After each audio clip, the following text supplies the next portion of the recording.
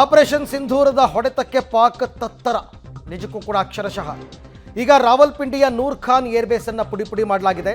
ರಾವಲ್ಪಿಂಡಿಯಿಂದ ಅಂದರೆ LOCಯಿಂದ 83 ಕಿಲೋಮೀಟರ್ ದೂರದಲ್ಲಿದೆ. ಆ ಏರ್ಬೇಸ್ ಹತ್ತಿರದಲ್ಲೇ ಇದ್ದ ಪಾಕ್ ಸೇನಾ ಹೆಡ್ ಕ್ವಾರ್ಟರ್ಸ್ ಈಗ ಭಾರತದ ಏಟಿಗೆ ಹೆಡ್ ಕ್ವಾರ್ಟರ್ಸನ್ನೇ ಶಿಫ್ಟ್ ಮಾಡ್ಕೋತಾ ಇದ್ದಾರೆ. ರಾವಲ್ಪಿಂಡಿಯ ಚಾಕ್ಲಾದಿಂದ ಇಸ್ಲಾಮಾಬಾದ್ಗೆ ಶಿಫ್ಟ್ ಮಾಡ್ತಾ ಇದ್ದಾರೆ. ಅಂದರೆ ಇನ್ನೊಂದು ಸರ್ತಿ ಏನಾದರೂ ಹೊಡೆದು ಬಿಟ್ರೆ, ಜೊತೆಗೆ ಸೇನಾ ಮುಖ್ಯಸ್ಥರ ಮನೆಯೂ ಕೂಡ ಅಲ್ಲಿಂದ ಶಿಫ್ಟ್ ಆಗ್ತಾ ಇದೆ ಅನ್ನೋ ಮಾಹಿತಿ ಬರ್ತಾ ಇದೆ. ಇದೆಲ್ಲ ಭಾರತದ ಮೇಲೆ ಅವ್ರಿಗೆ ಎಷ್ಟು ಭಯ ಇದೆ ಅಂತ ತೋರಿಸ್ತಾ ಇದೆ.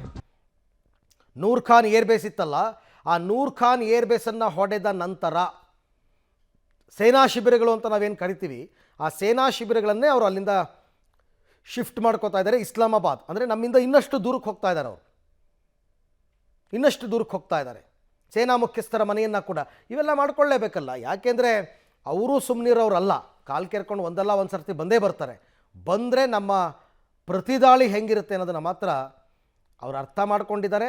ಏನಾಗುತ್ತೆ ಅಂತಲೂ ಅವ್ರಿಗೆ ತುಂಬ ಚೆನ್ನಾಗಿ ಗೊತ್ತು. ಈ ಬಗ್ಗೆ ಕೂಡ ಮತ್ತಷ್ಟು ಮಾಹಿತಿ ನನ್ನ ಕೊಲೀಗ್ ಪವಿತ್ರ ಅವರಿಂದ ಪಡ್ಕೊಳ್ಳೋಣ. ಪವಿತ್ರ, ಈಗ ಒಂದು ಕಡೆ ನಮ್ಮ ದಾಳಿಯ ಹೊಡೆತಕ್ಕೆ ಸಿಕ್ಕು ಅಲ್ಲಿ ಏನೇನಾಗಿದೆ ಅದೆಲ್ಲ ನವೀಕರಣ ಆಗೋ ಕೆಲಸ ಆಗ್ತಾ ಇದೆ.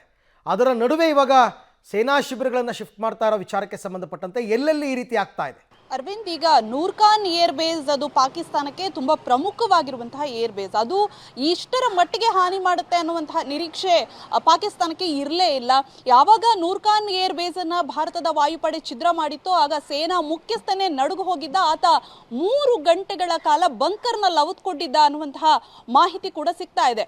ಸೊ ಅದರ ಕಚೇರಿ ರಾವಲ್ಪಿಂಡಿಯ ನೂರ್ ಖಾನ್ ಏರ್ ಬೇಸ್ ಪಕ್ಕವೇ ಇರುವಂತದ್ದು ಪಾಕಿಸ್ತಾನದ ಪ್ರಮುಖ ಅವರ ಸೇನೆಯ ಹೆಡ್ ಕ್ವಾರ್ಟರ್ಸ್ ಇದೆ. ಸೊ ಸಾಮಾನ್ಯವಾಗಿ ಸೇನಾ ಕಚೇರಿಯ ಮುಂಭಾಗ ಅದರ ಸನಿಹದಲ್ಲಿ ಈ ರೀತಿ ದಾಳಿಯಾದಾಗ ಇಡೀ ಸೇನೆಯ ಜಂಗಾಬಲವೇ ಕುಸಿದು ಹೋದಂತಾಗುತ್ತೆ. ಸೊ ಪಾಕಿಸ್ತಾನಕ್ಕೂ ಕೂಡ ಆಗಿದ್ದು ಅದೇನೆ. ಹಾಗಾಗಿ ಭಾರತದ ವಾಯುದಾಳಿಯ ತೀವ್ರತೆ ಎಷ್ಟರ ಮಟ್ಟಿಗೆ ಇತ್ತು ಅನ್ನುವಂಥದ್ದು ಈಗಾಗಲೇ ಅದೆಲ್ಲವೂ ಕೂಡ ರಿವೀಲ್ ಆಗಿದೆ. ಹಾಗಾಗಿ ಪಾಕಿಸ್ತಾನ ತನ್ನ ಸೇನೆಯ ಪ್ರಮುಖ ಕಚೇರಿ ಏನಿದೆ ಅದನ್ನ ಇಸ್ಲಾಮಾಬಾದ್ಗೆ ಶಿಫ್ಟ್ ಮಾಡ್ತಾ ಇದೆ. ಅಂದ್ರೆ ಯಾವ ರೀತಿ ಭಾರತ ಪಾಕಿಸ್ತಾನಕ್ಕೆ ಬುದ್ಧಿ ಕಲಿಸೋಕೆ ಹೊರಟಿದೆ ಅನ್ನುವಂಥದ್ದು ಗೊತ್ತಾಗ್ತಾ ಇದೆ. ಅದರ ಜೊತೆಗೆ ಸೇನಾ ಮುಖ್ಯಸ್ಥನ ಮನೆಯೂ ಕೂಡ ಅಲ್ಲೇ ಇತ್ತು, ಸೇನಾ ಕಚೇರಿಯ ಪಕ್ಕವೇ ಇತ್ತು.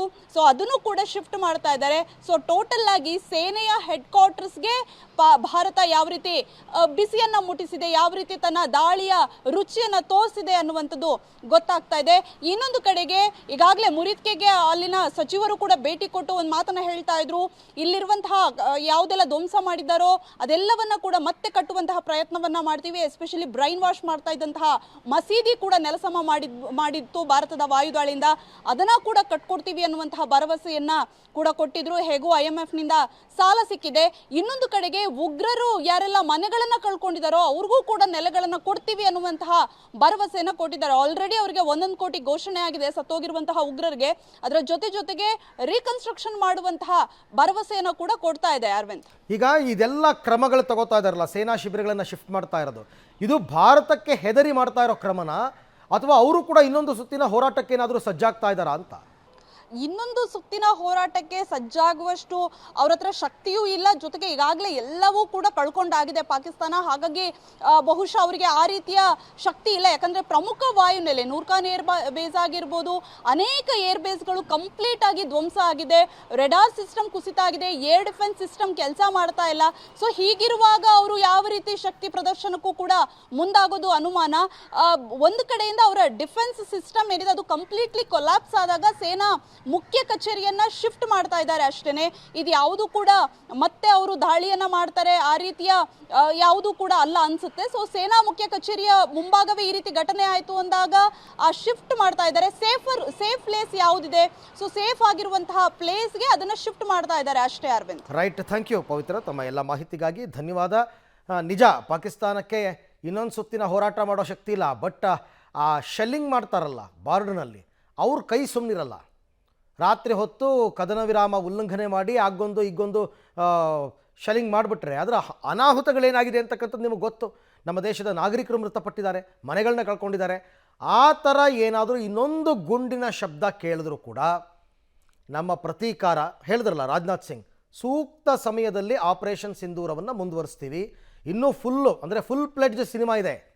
ನೀವೀಗ ನೋಡಿರ್ತಕ್ಕಂಥದ್ದು ಬರೀ ಟ್ರೇಲರ್ ಮಾತ್ರ.